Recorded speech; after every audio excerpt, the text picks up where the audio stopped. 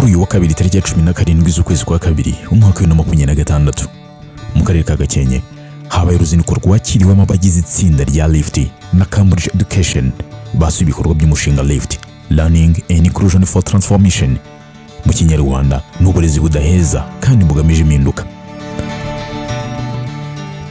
Ni uruzinduko rwatangiriye ku kigo cy'amashuri cya Groupe Scolaire Musave aho abashyitsi basuye iki kigo cy'amashuri bagirana ibiganiro n'abayobozi b'ikigo n'abarimu bakurikirana hafi imyigire y'abanyeshuri higanjemo bagarutse ku ishuri.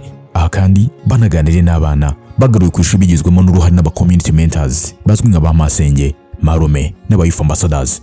Nyuma yaho uruzinduko rwakomeje mu kagari ka Kagoma basuye ibikorwa by'urubohokero safe spaces za LWD barebye uko urubohokero rukorwa, uko urubyiruko ruhurizwa hamwe na ba masenge, marome na youth ambassadors bakaganira ku bibazo bitandukanye bibatera inzitizi.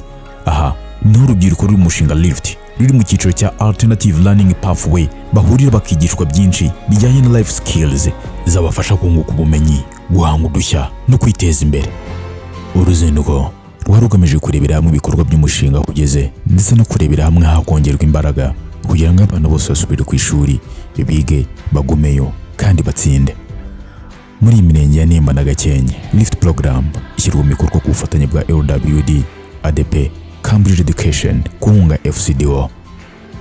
Ilene Mutijima, LWD, mu karere ka Gakenke.